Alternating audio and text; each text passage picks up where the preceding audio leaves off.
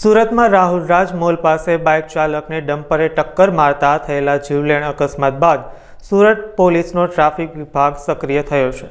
શહેરમાં મોટા વાહનો પર સવારે 8થી બપોરે 1 વાગ્યા સુધી પ્રતિબંધ હોવા છતાં જે ડમ્પર ચાલકો આ નિયમનો ભંગ કરી શહેરમાં પ્રવેશ કરી રહ્યા છે તેની સામે કડક કાર્યવાહી શરૂ કરવામાં આવી છે। આ કાર્યવાહીના ભાગરૂપે પીપલોદ વાય જંકશન પાસે ટ્રાફિક પોલીસે મોટા વાહનો સામે ખાસ ડ્રાઈવનું આયોજન કર્યું હતું। સુરત શહેરના પોલીસ કમિશનર શ્રી અનુપમસિંહ ગેહલોત સાહેબનાઓએ ખાસ સૂચના કરેલી કે જે પ્રતિબંધિત સમય દરમિયાન વાહનો સિટીમાં પ્રવેશ કરતા હોય છે અને એના દ્વારા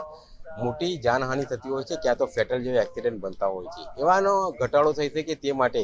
તમામ સુરત શહેરમાં નાકા પોઈન્ટ પર અલગ અલગ પોઈન્ટ ગોઠવવામાં આવ્યા છે અને આવા વાહનો પકડી આવે એના વિરુદ્ધ શિક્ષાત્મક કાર્યવાહી કરવામાં આવી છે અને જો ગફલતભરી રીતે વાહન ચલાવતા હોય એના વિરુદ્ધ એફઆઈઆર દાખલ કરવામાં આવી રહેલ છે અને ટોટલ 39 જેટલા વાહનો હાલ અમે ડિટેન કરેલ છે।